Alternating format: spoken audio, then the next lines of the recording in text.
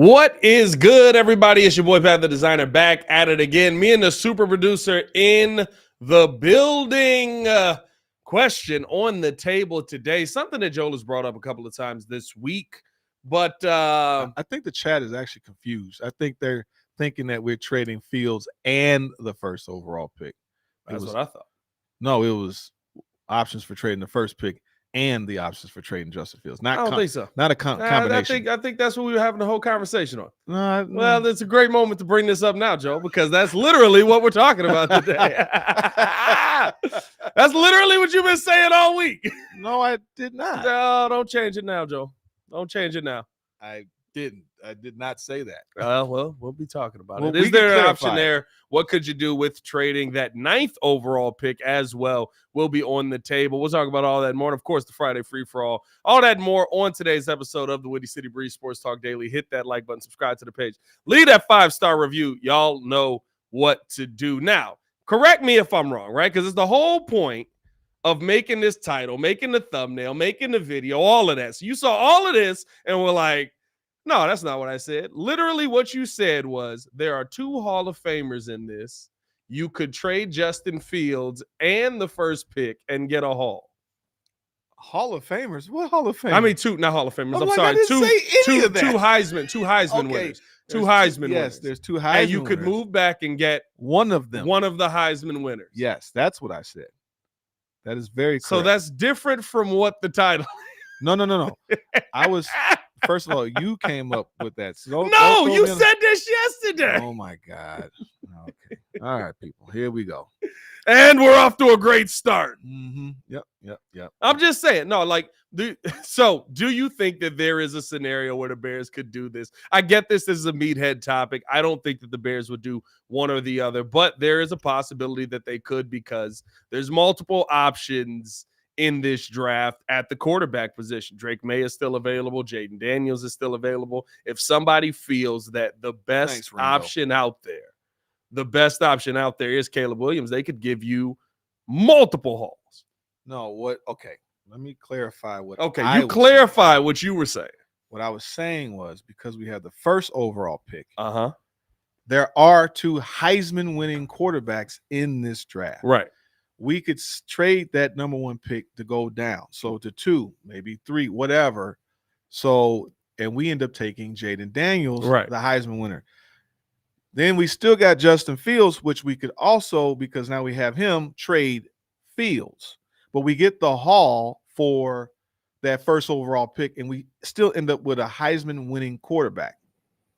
So, Chad, I want y'all to explain to me what's different about what I just said and what he just said, other than the order that he said it in. No, I think people were mistaken. It was a combo of adding Fields and the first overall as a bundle. Oh, you're saying different. Like you thought that people thought they're trading it together. No. Yes, I'm talking about trading this to multiple different teams. Of course, yes. You trade Justin Fields to one team, you trade the first overall pick to another team, yes, and you get the. So we were having the same conversation. All right, it took us 4 minutes into the show to get there, ladies and gentlemen, but now we're here. Appreciate you guys for tuning in the show and love the like button. You played yourself. Jesus, our Lord and Savior. Hey, listen, I'm just saying, dog. I thought I literally laid that out exactly how you just said it, and you were like, "That's not what I said." What? And then immediately said what I had just said. That's what we do on this show. But we listen to each other all the time. Yeah, but I mean, it's a show not listening. That's what this show's all about. What was that? I guess here's the thing, right? How real of a scenario do you think that could be for the Bears? And is that the scenario that leads to the quickest success? Because that's what this is all about. You don't have 5 years with this defense. You have 3 years at best, right? Maybe you get a 4th year out of it where you're like, oh, we got to start finding some other pieces. But eventually you're going to have to start paying people, really good players. We're going to sign Jalen Johnson. I'm for signing Jalen Johnson. I want the Bears to sign Jalen Johnson. Jalen Johnson will not finish that contract here because you're going to have young players that are going to come up and you're going to want assets for Jalen Johnson. So you probably end up trading him. If you do a 4-year deal, you probably end up trading him in year 4. Yeah. Makes sense. There's a decline coming. There's a drop or there's a restructure, right? But I don't think that Jalen Johnson ends up finishing that contract out here. But is the quickest path to success one where you get more picks for Justin Fields, you get the haul for the first overall pick, and you're able to build this team out, and now you've got a rookie quarterback that's able to come in a scenario where he has the best of both worlds of this draft. I should design something real quick, because what we need to show is what type of compensation we're talking, right? If at this point you don't know the first round pick is the haul. No, I'm just saying, but the idea, the whole point is, what if Pohl say he wants to get some ungodly amount of picks for this pick? Yes. So that means 3 number ones, a second, and probably a player or something like that. So we would put that up with that, and then we also put Fields with, he's possibly worth maybe a first, or is he worth a second and a fourth? So you have all those picks combined, and then now we start filling in, some of the blanks, because you're still getting, if you trade down from 1 to 2 or 1 to 5, for example, you still got the 5th pick. Then you got the extra picks from Justin Fields, and then you still got the 9th pick. Like, you still get 2 top 10. Like, you get Daniels, everybody wants the receiver or whatever, or maybe it's now you go down to 3 or 4, but you take, everybody wants MHJ, and then you take Daniels because he's there later or something. I don't know, but the idea is that you could end up with what you want, or I prefer us. I really want my left tackle. I think everybody wants the receiver really bad, but I don't know if you're gonna get the left tackle. I wanted, coming into this draft, I wanted Joe Alt. I thought Joe Alt was was the best asset you could have gone out there and gotten. I thought that Joe Alt, as far as offensive linemen that early, the conversation right now is that Jackson Powers will be somebody who ends up in the top 20s in the draft. Yurko, I was talking with Yurko today. Yurko was like, there's no way a center goes in the first round. Like, I just don't care. Like, he'll drop as people move up. And so maybe there's an opportunity there, but I do think that at the top of this draft, right? I get this topic is more of a meathead topic. This topic is more of a what if scenario with this kind of conversation. But there's, to me, the layout of trading the first overall pick, you get all the draft picks for it. You're able to make multiple selections in this draft, as far as still selecting a quarterback, now maybe addressing the offensive line a little bit more, actually going out and getting a second wide receiver. Yep. You've already got DJ Moore here. You've already got all right. Like, you're building that offensive line up.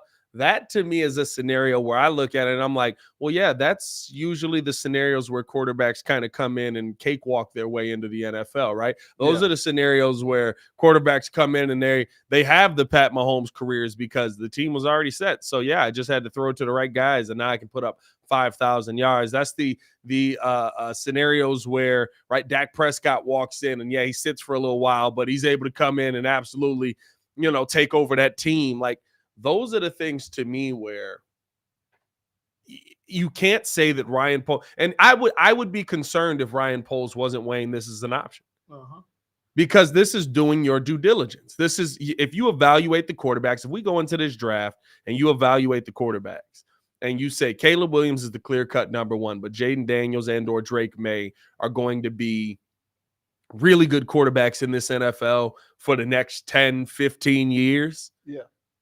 You have to think that this kind of scenario pops up in your mind as a GM eventually.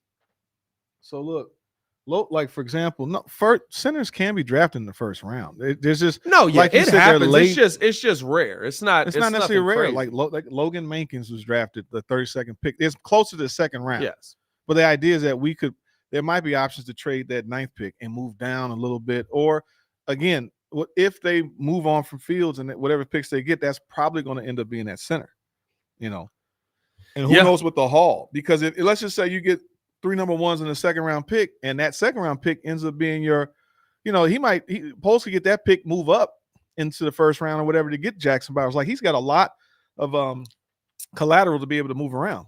I guess it really just comes down to really how you feel about the second and third quarterback in this draft, or who you feel they are. I think Jaden Daniels will move up. I know I saw who was it? Ebony in the chat. He had concerns about how much he weighed. Who, Daniels? Jaden Daniels. Yeah, he's small, Yeah. 215 right now, but I think he'll gain weight, right? Like guys gain weight in the NFL. He's not going to be, small forever. The height I do love on Jaden Daniels. The arm ability I do love on Jaden Daniels. I think when it's all said and done, Jaden Daniels is probably the quarterback that ends up going to the Washington Commanders because he's going to be a quarterback that can do more with less. He's going to be a quarterback that can come in and actually run around and create plays on off schedule, right? He's already got Terry McLaurin over there. He's going to be the guy that's going to be able to step in and say, this offensive line ain't all that great. Okay, I can use my legs to get away. And not to say that he's the end all be all, but I do think that, or not to say he's on Caleb Williams level, I should say, but I do think that he can be a quarterback that can be extremely efficient in the NFL. Like I don't have worries about his weight per se, because 215 to me, by the time that he ends up getting into the draft, what are we talking? Or by the time he ends up finishing training camp, now what are we talking about? 220, 225 probably. 10 pounds of muscle between the last game he played in college to now should be expected. Yeah, we got 100 in the chat, by the way. Over 100 in the chat. Appreciate y'all for tuning in, showing love. Hit that like button, subscribe to the page, man. One love. Let us know in the chat your thoughts on the comments, or on the possibility of this happening as well. Now, and here's my thing. It doesn't mean it has to happen, but I just want to know that my GM is looking at an option like this. He could be. I think if you're building a team, you can't necessarily not look at these options. And I just think that when it comes to quarterbacks, it is all about development. The numbers are proving that just because you take a quarterback number 1 overall does not guarantee success. And typically what happens with drafting a quarterback number 1 overall, they typically go to a bad scenario where they end up getting either their career shortened, they develop bad habits, they are not able to flourish. And it's like that is a consistent theme. Now, unless you are one of the all-time greats that can overcome a lot of that adversity, it is very hard to do that. If you do, you're physically broken, like Andrew Luck and probably like Joe Burrow, who may not have any legs after next year. Now, the comparison for Caleb I'm not gonna say the comparison because people are thanks, Ian Hamilton. Said Pat first Mahomes. Time streaming with y'all. Looking forward to more. Appreciate that. Appreciate you, Ian. The comparison to Pat Mahomes to me is crazy because Pat Mahomes came in year 1 or year 2, I guess, and threw 5,000. But he's the new person now. Before it was this guy. And, like they're irresponsible with those type of comparisons. But what I'll say is that if you feel that Caleb Williams, the one comparison they gave him is I forget which draft expert said it, but he said is the best player I've scouted since Andrew Luck. Andrew Luck on a better team is still in the NFL. Mm-hmm. Right? He was on the Colts, no offensive line. He died every single year. He died like a dog. A beautiful dog. A beautiful dog. But like that to me is the question that you do have to ask yourself, because if you feel like your team is 70% there, and you evaluate the quarterback and you think that, and you don't feel Justin Fields is the answer, right? There's always that element of it as well. But you also look at Caleb Williams and say, yes, he's better than what Andrew Luck was. I don't think you can risk this just to continue to build the team. I mean, if he's the guy, he's the guy. But if it's still like we don't know what their evaluation is. Yeah. Because a lot of we haven't even gotten to the combine yet. But what I would say, honestly, where he's not going to throw at probably. But you know that, right? One thing I remember, like over time, hearing about like with NFL players, all these guys, they're all pretty much. There's not too much that separates them to a degree, right? It's like they're all strong. They're all pretty much like linemen. They're all bench pressing, 225, 30 times for the most part. They're all around this size. But what's in here, what's in there to connect the dots, right? And what also are the environments? Sometimes it's the personality. So with a quarterback, can they typically all throw? Yeah. And some of them have different, some of them are more athletic. Some have a little bit more, there's certain things that differentiate them to a point. So can you measure what's inside the heart of a guy if he's that guy? We don't know if Caleb is like naturally gifted, because you got certain guys that will have all the talent in the world and it comes to them so easy. Yeah. But then they don't put the work ethic in. And then when adversity hits them, Kyler Murray. I'm just saying, but that happens, right? And there's other guys who had to work themselves into shape to get to that point where they got the heart, they got the mentality, but they had to like earn it, and so that they built certain traits. Now, I'm not saying that Caleb Williams doesn't have it. I don't know. We don't know the young man at all. Right.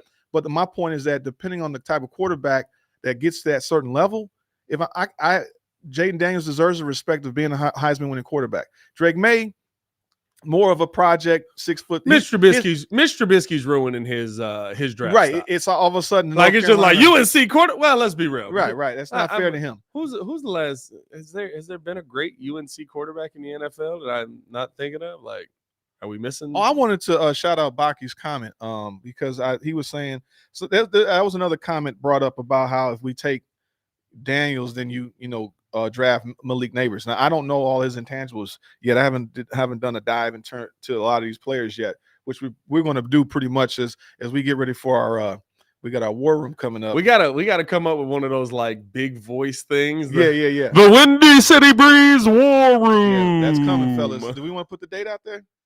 Goal is March 28th, right? Yeah, March 28th. That's our goal for the War Room, March 28th.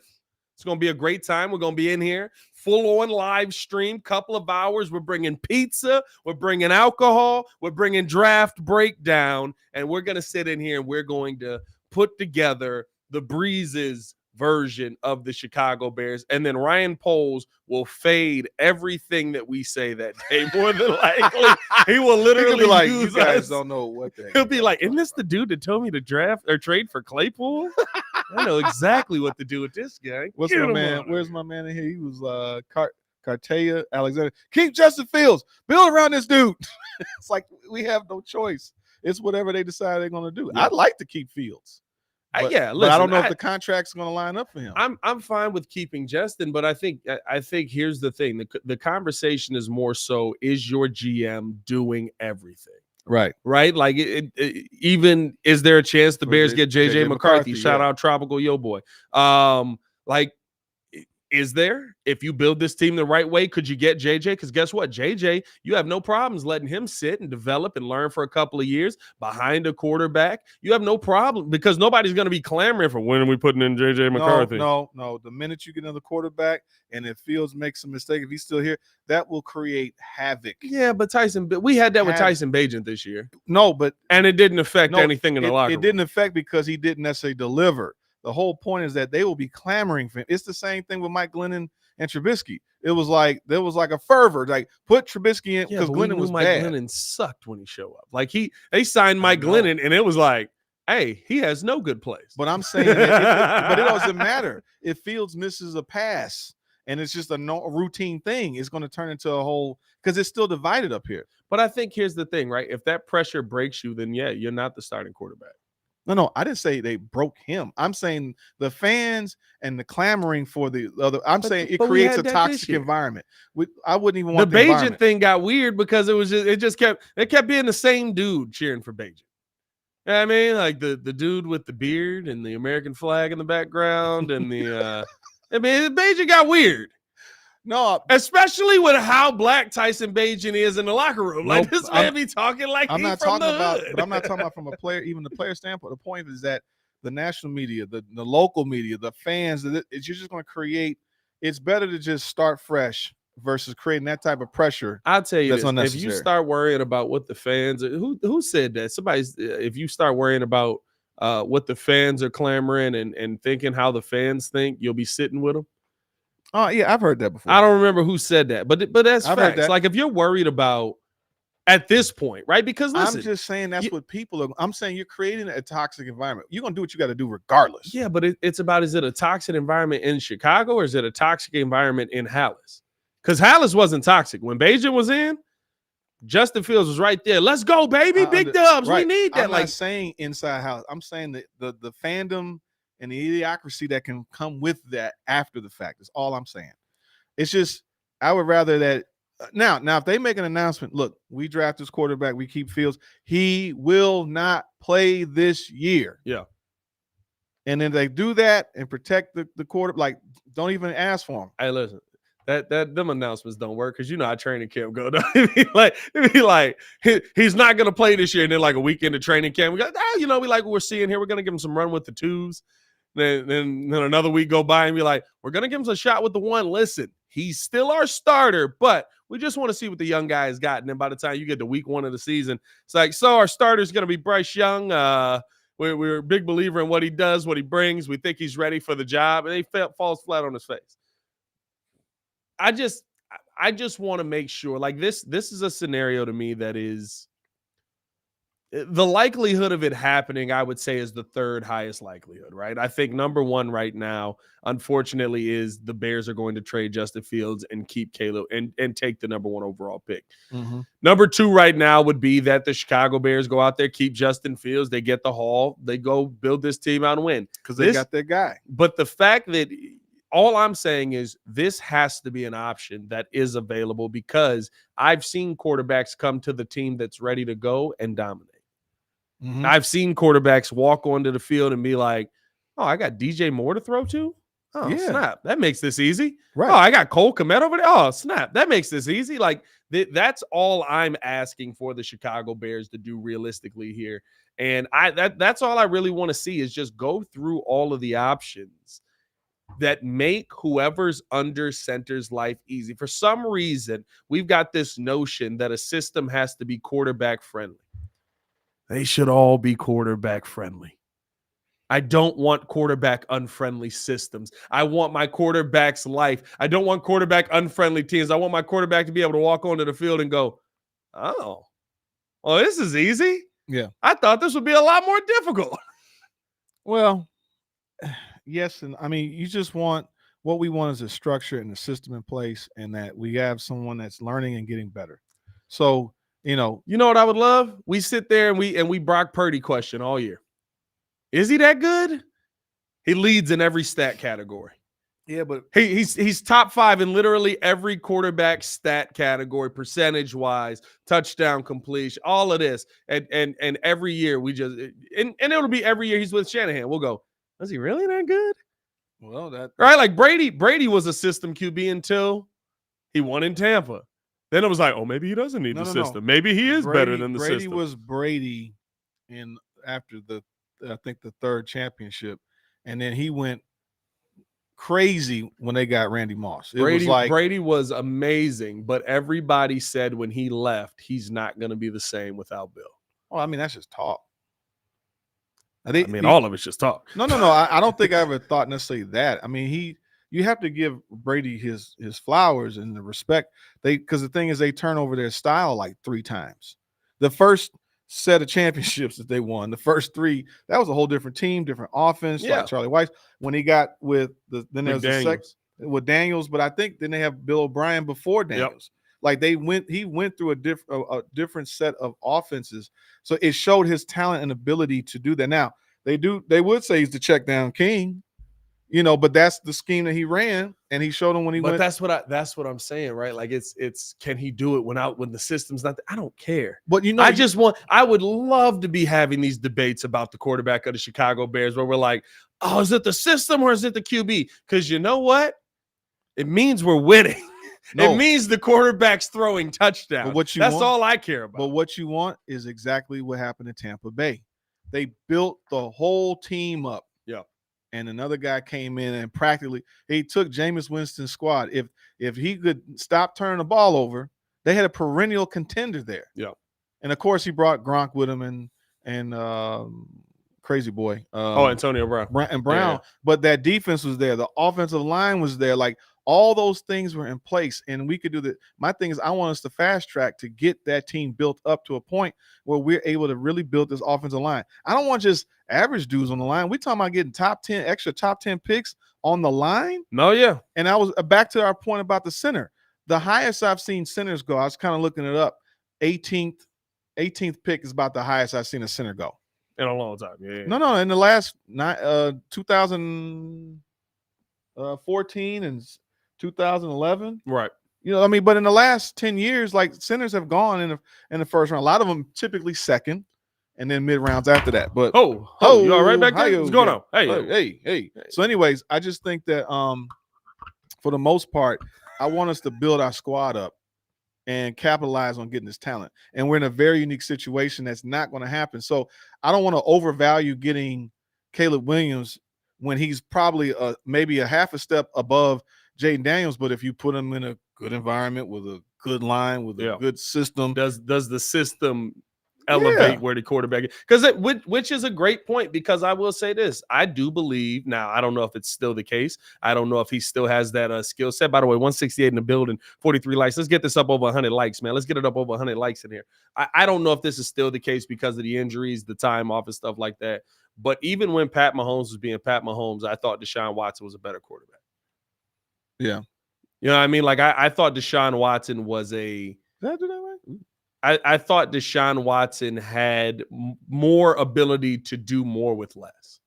Now, Pat Mahomes right now, I'm taking that back, right? Like, I don't feel that way at all anymore. But when they first came in, I saw Deshaun get the job done and get to the playoffs with a team that I was like, ew. Well, Deshaun like they shouldn't get out of the first round, and then they make it to the AFC title game. You're like, wait, no, they get to the second round? But see, that's my point. Watson was a winner. Yeah. They won. He came off winning a championship. He did not even get the respect he deserved, that he should have been either the first overall pick or he could have just fell right to us at 3. But then everybody wants to take these two projects because Mahomes was a project. Mahomes was a project. As well as Trubisky was a project versus a proven winner. Now, they're saying, is Caleb a proven winner? I mean, he's done well. Jaden Daniels, I mean, winning Heisman's, that helps. We got 2 of them. Yeah, I mean, when you win, like, I don't know, dog. Because to me, right, like, yes, winning Heisman's is nice, but like, is that the equivalent of Lamar Jackson having 2 MVPs and us going, oh, hope that team's got a bright future, but it definitely falls on the shoulders of Lamar. But they're a contender in the playoffs every year, and you still need a little bit of fortune, a little bit of this, maybe the right player, and then you can, everything has to, line up for you to win. It's not necessarily guaranteed. The same thing even with the Chiefs. The Chiefs, they're not winning if Chris Jones doesn't come back. They were like floundering, and then when they got him back, that defense got on track. They only lost the first game. They were like, what were they? They had 6 losses. Yeah, but Chris Jones only wasn't there for the first game, and they also didn't have Gronk. Gronk? Gronk. I'm like, what are you talking Kelsey. about? They also didn't have Kelsey in the first game. I'm just saying, but my point is that you need all of those pieces for your team to win. So as great as Mahomes is, he can't play defense. And so the whole point is like, if we're able to capitalize on this unique situation, I prefer that because I think you can develop a quarterback in the right environment, in the right type of situation. So whether it's Caleb Williams, you still need some talent. Yeah. And I don't know if Drake May has that. If it's where is he in terms of his development? Does he have the arm strength, but does he have the acumen? Does he have the awareness? Does he have all those things? And is Jaden Daniels a little bit ahead of that because he had the whole nation, he carried the whole nation in terms of being a Heisman winning quarterback this year. It's so weird. Quiet, got to be the quietest Heisman of all time, though, right? Yeah, that's no, because like nobody paid attention to Jaden Daniels. Like I literally one day was just like, "Hey, what's going on with this Jaden Daniels kid? Like he looks amazing." Right. and so like even JB 08-09, right? Caleb didn't play. He didn't play bad against top 25 defenses, but I remember him getting a lot of pressure against Notre Dame. I saw some of that stuff. The problem with that is that's probably the worst game he's played in his entire college career, and it's the only game everyone in Chicago saw. Well, I was in Atlanta when I saw it. I'm just saying, like nobody in Chicago is sitting here breaking down every single game of Caleb Williams unless you're a diehard college football fan. I would say most people were not. And I can always tell when people only bring up the Notre Dame. No, but the reason why you say that because why I'm saying it is because now in the NFL, you're practically going up against a Notre Dame defense every rip. Yeah. This is the NFL. Yeah. It's not like, oh, this is just going to be a cakewalk. That's what you're going to see every week. Now, I'm not saying that. I'm not trying to put Caleb Williams that's the microcosm of his entire career. But what I'm saying is just that either way, you're going to have to help him or whatever quarterback be able to go counterattack a defense and in the NFL. You can't just throw these guys out here and expect them to just be Superman. Very rarely is there a guy that transcends that type of adversity. And if they do, they usually die. Joe Burrow. I mean, like, honestly, Andrew Luck. You know what I mean? Like, hey, save us. Like. Ain't Angel around. Oh, God, I'm just doing bad with names. You're struggling with names right now. Yeah, I've been for the last week. Nobody talking about Penix. Penix, Penix is too broken already. Yeah, that's what Ringo Penix is said. too Ringo broken said already. that when we first started talking about that, about how he had 2 knee surgeries. He's older. He was injured in the bowl game that in the playoff game. He got rocked. Yeah, I they mean, like cracked his ribs or something. he's way too injury prone to me to even talk about taking before. I don't think he goes in the first round. I would say he's probably a second round pick at best. And it's not to say he won't play well in the NFL. Don't know, man. More than likely, he'll probably be pretty good in the NFL. But Jordan Penix is ouchie. Yeah, I actually think he has NFL level talent. I'm not saying that he doesn't, but you don't take that with the first overall pick or I would say a first round pick. Guys that are injury prone like that, you can risk a second round pick on and be okay. But who knows? I think that's the thing. Okay, let's pivot to that, right? They trade down. Like you said, you feel like they're still going to draft the quarterback. Right. They trade down, get a haul, move down to let's say they move to 10 because of the Jets, and we get a player, and they got the 3 picks because they're ready to win now. And then we do take Penix or J.J. McCarthy. I'd take J.J. McCarthy. I would not take Penix. I'm just saying, but you got all these extra picks. You still got a 10th pick, a 9th, and a 10th. So you can go back to back. Yeah. And now you get a quarterback, and you can still keep Fields. I don't think they'll move down that far. I don't think the Bears go past 3. I'm not going to lie. Mm-hmm. Unless you're getting back a crazy haul and a player. Like I'm going like the Giants might be in on it because they're more ready to go sitting at the 6th pick. And they feel like they want the quarterback and they're willing to risk everything, right? So they give you the 4 picks that day, right? Like that's a team, like you move that far down, that's a team you're trading with that day. Well, yeah. Because you got to give me the 4 first-round picks that I can get on that day. I'm getting a player from you. I'm getting, you know what I mean? Like, I'm really like, right. How you building this team, dog? You better hope Caleb is Jesus Christ in football pads because there's no other way for you to build this team. Right, because it's going to be a lot harder. It's harder to get that type of haul with the 2nd and the 3rd. But if you move down to that 7th, 6th, 7th, 9th, because that's 10th, and really, I'm telling you, I think the Jets would be that team. They have enough, I think, to move up. They already have a quarterback in place. If they want to get him and they sit this guy behind him, okay, good for them. And we could build our whole squad out. Shout out super chat from Gary. Gary says, stop. This is like winning in blackjack in Vegas and doubling down. 3 years and Justin has regressed. Caleb is the next in line to prove himself as a Bears franchise. Let's move on. See, that's the part where I wonder what people watched at the end of the season.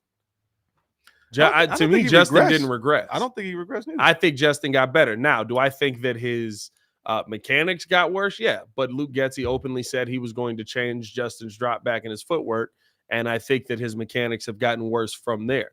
That doesn't mean that as a player, to me, he's regressed. I think he's definitely improved. I would tell you that he's improved not only as a leader on the team, but also as a decision maker. Yeah, there's times where he's late on the decision, and that's where the strength and the talent that he has does come in. Listen, if they move off of Justin Fields, fine, right? But like, I do think Justin Fields is a better quarterback than what we saw the day he walked in the door. What I saw was a quarterback that would not get out of the restraints that was probably given it. Like, he wasn't the guy that says, skip it, I got to make this play. Yes. I just did what my coach told me. He's following whatever the coach is telling him. Yes. So that gives me pause for concern, because it's like sometimes I'm going to need you to maybe go off script, which was what made you dangerous, where it's like, okay, you could shed this guy and then go crazy and, extend the play and all that type of stuff. Now, I don't know how much of that is just him being either he's too scared to go against that, or, that's what I saw. Because in Green Bay, like, this is what we saw with Mahomes in that Super Bowl. That dude was pissed.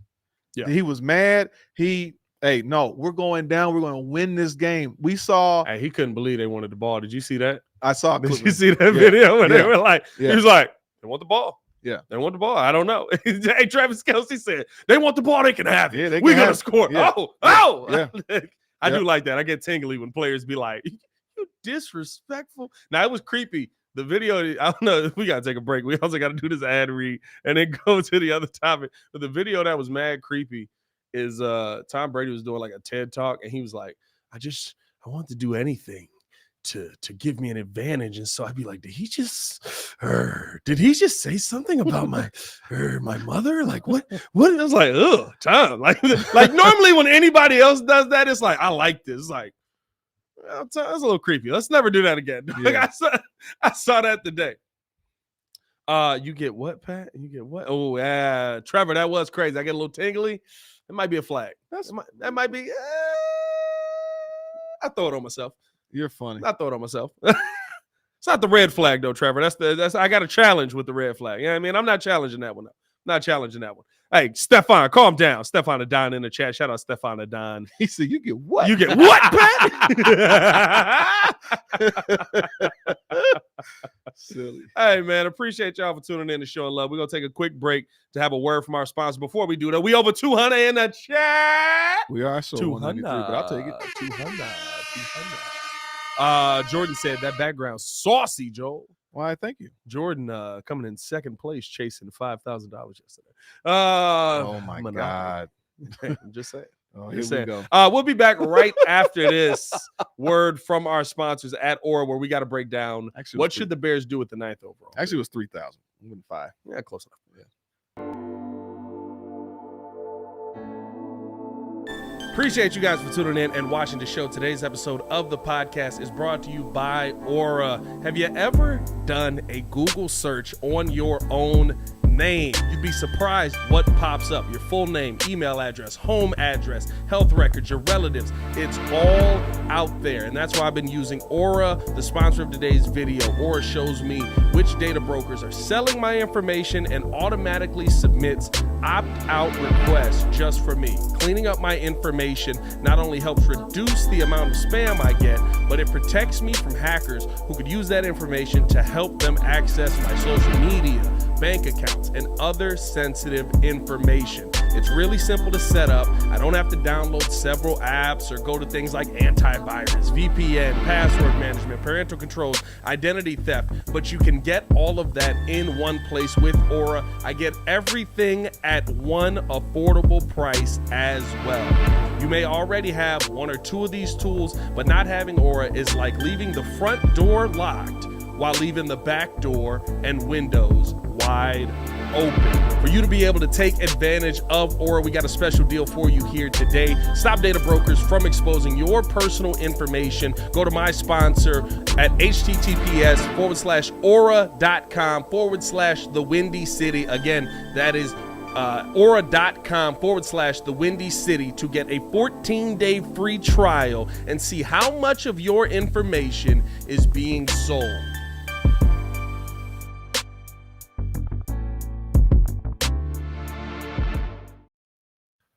Welcome back to another edition of the Windy City Breeze Sports Talk Daily. Hit that like button, subscribe to the page, leave that 5-star review. Y'all know what to do. Appreciate you guys for tuning in and showing love. We just crossed 200 in the chat. Hit that like button, man. Next topic that I want to get into is this 9th overall pick. We focus so much on the first overall pick. What are the Bears' best options with the 9th overall pick? There's going to be some interesting players that could land down there. You could take a Brock Bowers. You could take a Roma Dunze. I guess if you wanted to, you could reach for one of the linemen that's going to be left available. I think Joe Alt and Olu Fashanu are going to be gone by that point. But I've seen a couple of mocks where Olu Fashanu is there. Or do you take a chance and trade down? Right? There's an opportunity. And listen, y'all check out over on the Chicago Bears Breeze. Jordan's got the video out now. You could trade down to Kool-Aid McKinstry levels. Uh-oh. And Jordan's a big Kool-Aid guy. We had this conversation. I think it was on the episode you weren't on. You ever had brown Kool-Aid? What? Never had brown Kool-Aid? What? No. Nobody here has ever mixed the Kool-Aid packets together? Oh, like grape with orange or something? Get brown Kool-Aid. Okay. It's pretty good. Nobody ever did brown Kool-Aid. It is what it is. Looks but gross. Anyway, I mean, like, what do you feel is the best option for the Chicago Bears? Because let's do it in terms of this. Let's do it in terms of they keep Justin Fields, they trade the pick. They take the pick, trade Justin Fields. Let's do it in the two options that we have available here. I Hold love on. that you're trying to Hold stay on. awake I tried to by digest. drinking this energy drink that Yeah. is not paying us, so we won't say the name on Say the that air. again. Say it again. Yeah, All right, well, and it is killing you. it's gross. It is killing you. It seems like you're actually dying. Maybe you should stop drinking I'm the gonna energy stop. drink. Yeah, sipping. So on let's start with the scenario. Let's say Chicago Bears trade Justin Fields. it. Okay. They take the first overall pick. Caleb Williams is there. What are you doing at 9? Are you going receiver? Are you going tight end? Brock Bowers is going to be available. Maybe run some twin with him. Or do you trade down? I feel like you trade down because we got to get the center. And looking at a mock draft right now, You don't have a, well, I guess you're probably getting a second round pick if you're trading for Justin Fields, I would assume. Yeah. If you're trading Justin Fields. At 9, like I feel like it depends. Well, I guess once free agency hits, then we can figure out the draft. So we don't know what they're going to sign because at this present moment, Well, I would say even if you sign a wide receiver, Roma Dunze is still an option.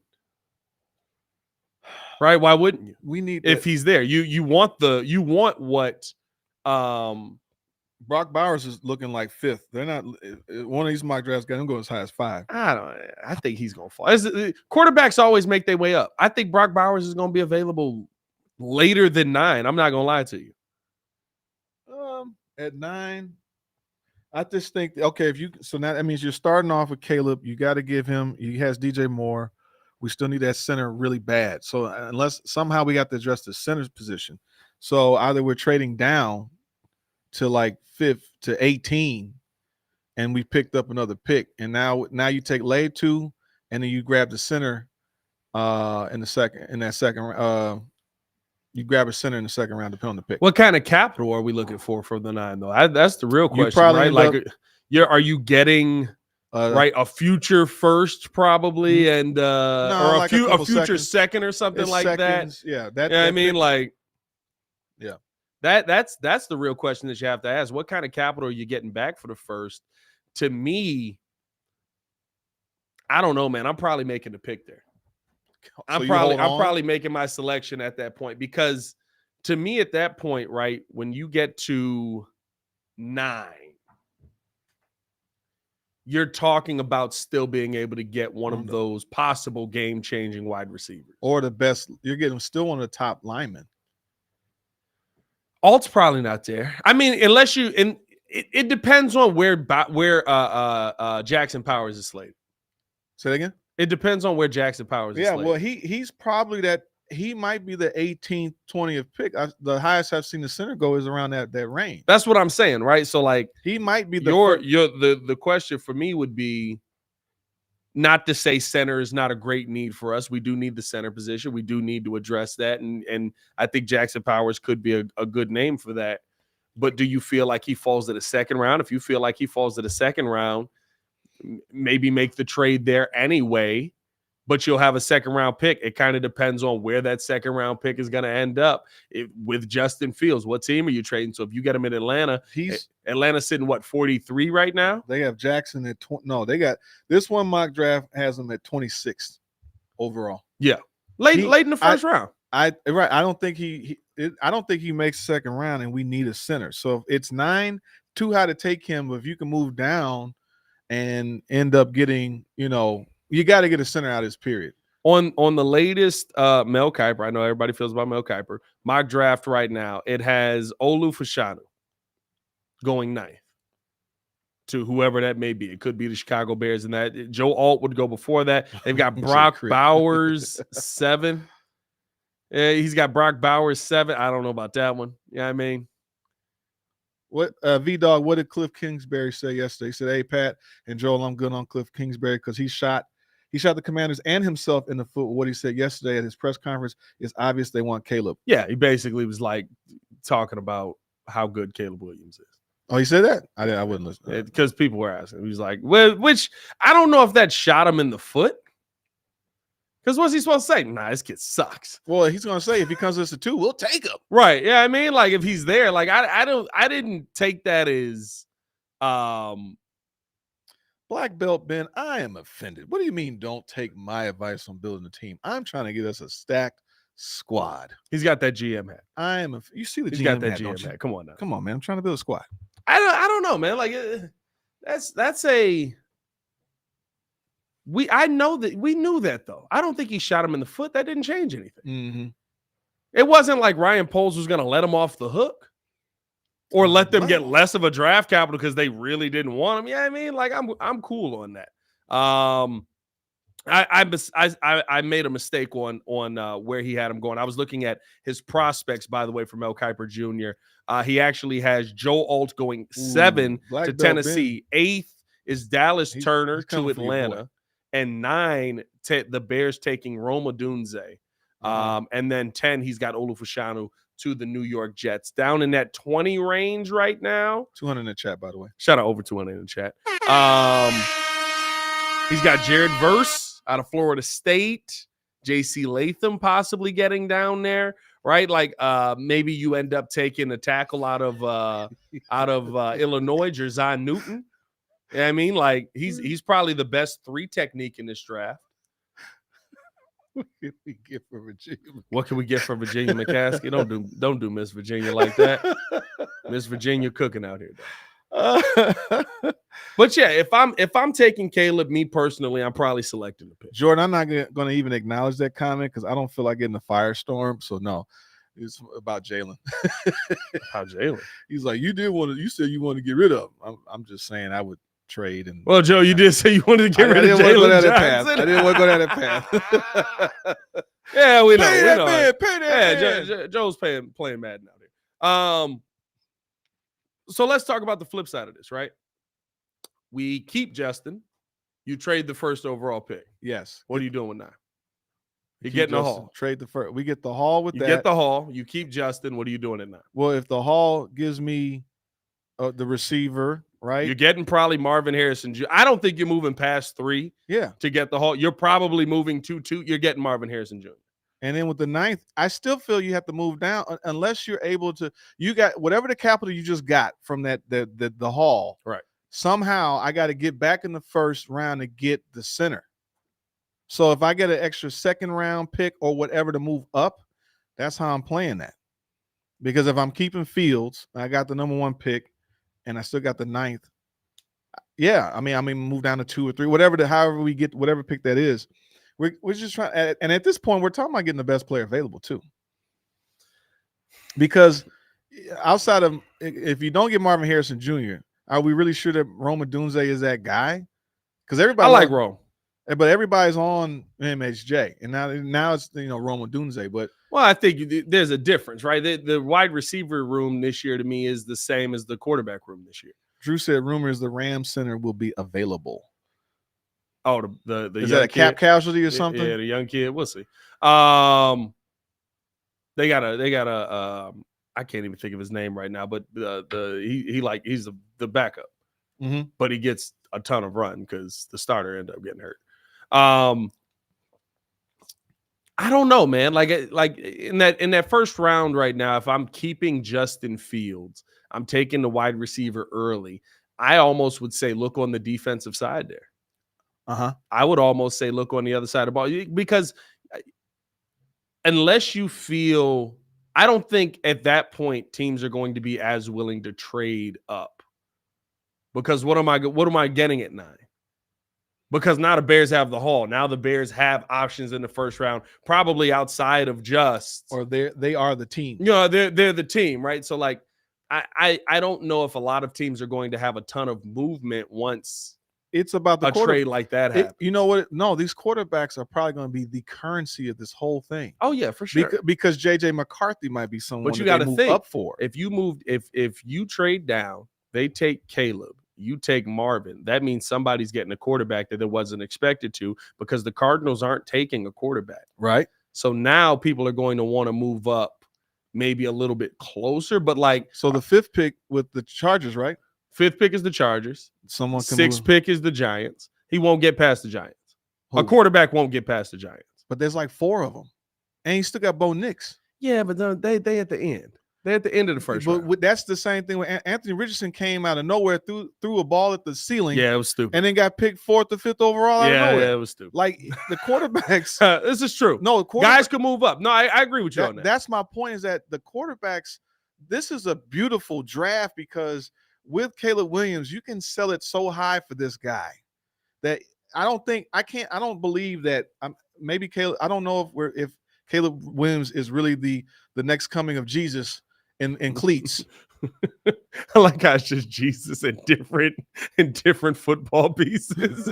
I don't know if he's Jesus Christ in a jersey. Like, wait. Where's my Jesus Christ? Oh, you trying to say Jesus Christ can't get a curveball? You trying to say Jesus Christ can't? That's why we go Jesus Christ. We never go anybody else. Like literally, Major League ruined us. Yeah, but I'm just saying, like outside of that, there's the reason that these guys are getting drafted. And if you can develop them, they have a chance to be successful. Some of them will hit, and some of them won't because of the environment they're put in. So someone's going to believe in some of these quarterbacks. You're talking about 4 or 5 of these guys: Caleb, Drake, Jaden Daniels, Bo Nix, JJ McCarthy, and Penix. Michael Penix. Yeah, that's at least QBs. 6 QBs in there. That leaves, and we got 2 great linemen, at least with Fashanu and Holt. You got at least 2 wide receivers, and we got 1 I think tight end. Bowers is falling. I think the and maybe that's the move. Maybe you're able to get Bowers out of that. But I'm just saying that like all these guys are probably going to move up. Yeah, and so a lot of that talent's going to trickle down. So if we're able to multiply that first round pick, we're probably going to end up with 2 top 10 lottery guys that we did not expect to get. So I think it's just going to be very interesting. I'm excited,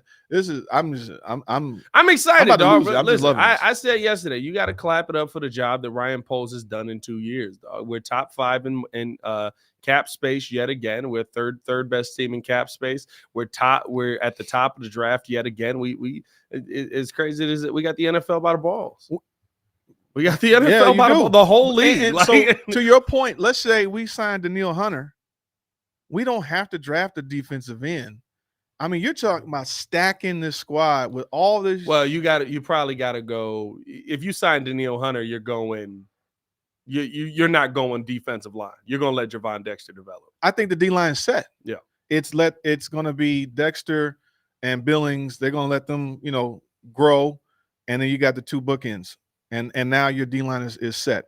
You can basically just get you a free safety. The secondary is pretty much set. I mean, if you pay Jalen Johnson, and then do you upgrade the linebacker position over who's the other guy? Not Tremaine or Sanborn. Do you upgrade over Sanborn and have him as depth? Don't you dare disrespect Jack Sanborn. Jack Sanborn. I'm just saying, Sanborn, dog. But do you upgrade? Let's say Chop Robinson. Is he? I don't know how fast he is, but if he can play linebacker. Or is he actually a defensive end? I love how Brian broke down the Jack Sanborn's game. It's like, I don't care if he runs a 4.5. Can he play at 4.4? Right. Some guys can play at 4.4. Or some guys run a 4.4, 4.3, and they play at 4.5 because they got to stop to think. They're thinking about what's going to happen. Jack Sanborn doesn't think. He just knows where to be. I think Sanborn's going to be one of those guys we look back at when his career's over. And we're just going to be like, he was pretty freaking good almost every stop he had. He was pretty good on every team because he just knows where to be. There's so many – and his plays stick out. Right. I'll never – I want to say it was maybe the Atlanta game. Yeah. And I think they were trying to throw a toss to Bijan, and he was just there. And I was like, he's not quicker than Bijan. Yeah. But he was just there. He lit him up. He's in the backfield. And it's just like, oh, that's nice. But I'm just saying, think about, okay, so looking at this defense, Eddie Jackson's already cut. So we got to update that. He's gone. We need a free safety. You keep, and now we start, you're starting Javon over Justin Jones. You swap out DeMarcus Walker with, say, a free agent signing. Gotta go to the board, Pat. Oh, are we at the board here? Go to the board, Pat. See, here's my thing, right? We got, first off, Tremaine Edmonds is good. We need to get that better. I don't know if you can hear me here, but Tyreek Stevenson, pretty good guy right here. A Pro Bowler and Jalen Johnson. Got to pay him. Yeah. Right. So my point is, like, where our weaknesses is center, our running backs, and our offensive line. We got to get that. We could actually have tremendous depth. A lot of average in the running game. So it's like we're not that far away. So we could solidify the receiver spot because you're blocking Darnell Mooney. And then we need a couple, and the running game has to get better, and we need a center really bad, and we need a safety. I love that we have this, though, because it does put it in perspective, kind of like gold. Darnell, gold-ish. He got Pro Bowl votes. Like, we're getting there. Yep. Like, it's definitely getting there. It's not there yet, but you're slowly moving in the right direction. And it just shows you that, almost that. Pat. We almost lost you there, Pat. Jesus Christ. But no, just the ability that the Bears have to be able to go out there and improve this team at a level that you didn't think you were going to have. Mm-hmm. Like this in is 2 years. Now, but you know what's crazy? Now look at this depth chart, right? There is a case to be made that maybe we don't have to do as much movement because we could probably maybe you do take Caleb Williams, and you just get a center and sign a free agent safety and a defensive end, and the rest is just going through the draft process. You'll attack DBs in this draft as well, though. But I'm just saying it's where Ryan Poles has been best. But I'm just saying for the most part, we may not be as far away as people think they are. I mean, I'd like to see the left tackle position really upgraded, but they might stick with Braxton. Yeah, he's in their mind ascending. He's okay, but there's so many. He's not the worst. Yeah, that's he's okay. Like I think that's I don't why want okay though. Yeah, but here's the thing. I don't want okay. There's a draft next year. Yeah, but that's fixing next the year. Center spot to me is more important than fixing the left tackle spot. Yeah, right. That's why cutting Cody Whitehair was. Yeah, I mean, like the center spot was absolutely just dog water. Yeah. So I don't know, man. We'll see what the Bears end up doing. That 9th overall pick is an interesting one as well. Be prepared for us to get ready to go through March 28th. March 28th, we are going to be doing the War Room, where we sit here and we break down every single thing about this draft, and we tell you what we believe the Bears should do. We're going to be watching the chat. We're going to be talking with you guys as well. March 28th, be tuned in for the War Room live here. That's going to be fun, dog. I can't wait for that. Live and direct. Live and direct. Live. All right, let's keep this. Let's get into the Friday free for all so we can get up out of here, my guy. We got a little bit more to go in the show, but we got the Friday free for all, and I'm keeping it football. I'm not gonna lie today. Nothing crazy. The San Francisco 49ers, fired their defensive coordinator and allowed him to be a scapegoat. This week, the Niners go out and they feel that the scheme that they were running defensively did not mesh with what the 49ers needed to do to go out there and win. This was an elite defense all season, and you fire Steve Wilks, a guy who I would say a defense that for the most part carried you to the Super Bowl. Now, listen, Shanahan's not going anywhere. They'll fire anybody before they fire Shanahan. But this is a reminder that the NFL, for everybody, listen, even for us Justin Fields fans, the NFL is a dirty place. And sometimes you get done dirty. Steve Wilks got done dirty today. Dirty deeds and they're done dirt cheap. What did you think about the firing there? Did you think that was fair? Did you think that was deserving, or is Shanahan flexing a little bit? My initial reaction was I thought he was a scapegoat, but then like after you kind of look at everything and some of the commentary, the consensus was that their defense actually took a slight hit over the season. They ranked lower. They weren't top necessarily 10. I think they were ranking sometimes between 12 and 15. So technically, it is what it is. So I at first it was like it seemed kind of like you're looking at this team that was pretty much a great team the whole year, and it was like you're just fine tuning and tweaking over some little, If there's a defense that I'm looking, if I'm Steve Wilks, I'm just like, the Bears kept Matt Eberflus and you're firing me. You know what I mean? Like, I'm like, oh, like I allowed 25 points in the Super Bowl, and it took overtime for them to get 25. Like, I'm taking the L on this one. I don't know, man. Daryl with the super chat said, hopefully the Commanders will spend heavily in free agency to give their fan base hope. First, they need Caleb Williams, and I think Magic would like to be in the spotlight. Yeah, well, we already know what Magic is going to do. Magic going to do what Magic going to do. I know people are like, he's only got 4% ownership. Yeah, Magic smile walks into a room. You listen. Yeah, man, you just see that smile come in. You're going to listen. It is what it is. Something else that was interesting today and could be, maybe this opens things up for that Justin Fields. Remember the odds of him going to the Raiders was actually pretty high. Yeah. Jimmy Garoppolo got suspended today For 2 games. for PEDs. But Trying to get back in shape. this also opens up the opportunity for the Las Vegas Raiders to part ways with Jimmy Garoppolo. Do they stick with what they have there? Do they go in the draft, or do they come calling the Chicago Bears for a familiar face to pair back up with Luke Getsy? Now, I don't know what the relationship is like with Getsy and Fields. It always seemed very fake. It seemed like Fields didn't like it. Yeah. But guess what? Justin Fields is an upgrade over everything you have there. Yeah. I would say, it's still a young man's game. Jimmy G really hasn't either been able to stay healthy or been able to really produce. Say Jimmy G or Justin Fields? What did I say? Oh. You said Jimmy G, but stay healthy and issues with producing. Yeah. Justin Fields. but Jimmy got the bank. He got the money, though. So now you're like, Jimmy's getting that bread. Right. He got the money. So now it's like justifying that. So I would say you're not going to want to keep paying him based off, especially off that type of cap number he has.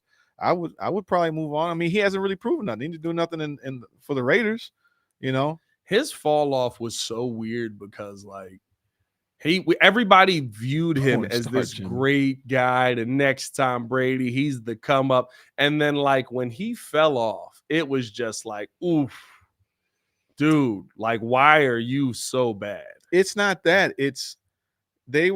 New England had a system churning out guys. And there's a difference. I mean, that's a prime example of Jimmy G. Who's the dude that Jacoby Brissett? Not Brissett, before him. The guy that got a contract. Bledsoe. Not Bledsoe after that. Tom Brady got hurt and he took over that year. Jimmy G. No, another guy. Matt Castle? Matt Castle. Matt Castle? Was that Matt Castle? Yes, or, Matt Or Castle. was that Hasselbeck? No. Matt Hasselbeck was in Seattle, and his brother was New York or something like that. But no, Matt Castle parlayed that into a contract where the system was in place. The teams, now they didn't win, they got 10-6, and that sometimes is the conundrum of this whole thing. A quarterback with the talent versus a quarterback that can run the system. And if we feel like Justin Fields is either leaning that way or right in the middle, because all these guys, Jimmy G, I mean, I think Pace and them were really trying. They were talking about trading him to Chicago. Yeah. But it didn't work, and they ended up sending them over to San Francisco. I don't know, man. It's interesting enough that now things have opened up so much for Jimmy G that the fall off of his career has been interesting to watch. And it's mostly been due to injury. It has. I'm not going to sit here and tell you it's all been due to play on the field, but he always felt like, yeah, Jimmy G's at your head. And then he beat you. No, I don't think it's that. It's just that his fall off is that because he wasn't under the umbrella anymore. So now it's on you because we think you're the guy. Super Bowl with San Francisco, right? He still was. He went to another system. They went back to the same system, but he went to a system. Remember, he went to Josh McDaniels' system, but it wasn't. He couldn't do it. So that's the hard part. No, he did McDaniels' system in New England. Mm-hmm. He went to San Fran, goes to the Super Bowl, all of that, and then went back to McDaniels' system in Vegas because McDaniels was the head coach again. Well, they didn't have a good team. And he was broken again. By that time, they're done. Yeah. By the time he left San Francisco, he's not Jimmy G. The heraldic quarterback coming in is going to be the savior. What was that word? Heralded. Heraldic? Heralded. Heralded. Heralded. Are you saying heralded? heralded? Yes. Heralded? Is Yeah. The drink is working.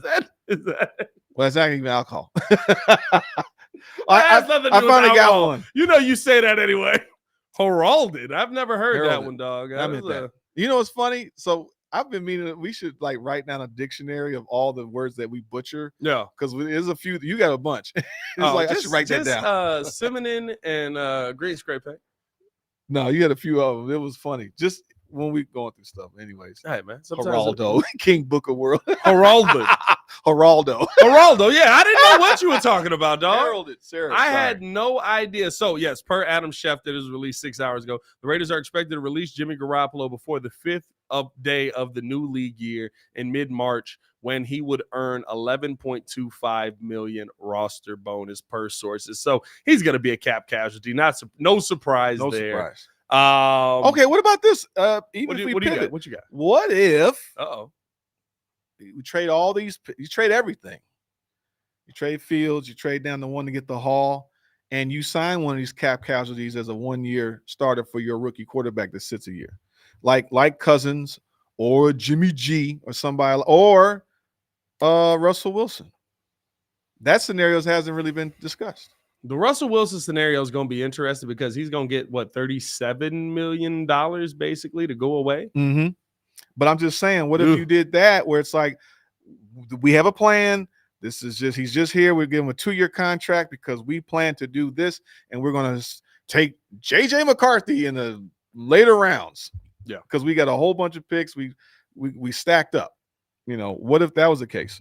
Definitely going to be interesting to see what this team ends up doing. The final thing I had was I want to apologize to people for I put a tweet out of the Ninja Turtles tweet with Eddie Jackson. I didn't realize that was bringing up so much emotional trauma for you guys. So many people are just like, I didn't even care that we cut Eddie Jackson until you dropped this picture. Right. It's basically a picture of Eddie Jackson with Tyreek Stevenson, Kyler Gordon, Jalen Johnson, and Brisker all grown up as the Ninja Turtles grown up. I'm giving Black Belt Ben just a whole conniption over it. He's like, Joel, stop, please.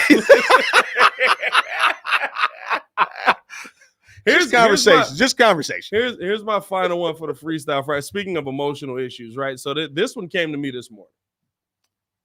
And I want to blame all the parents who didn't warn other parents about this. It is now my job to warn other parents about this. Because this morning I was sitting down watching, there's a show on Disney Plus called Bluey with my daughter. And Bluey seems like a very normal kid's show until they start digging deep into these emotional things that you went through as children.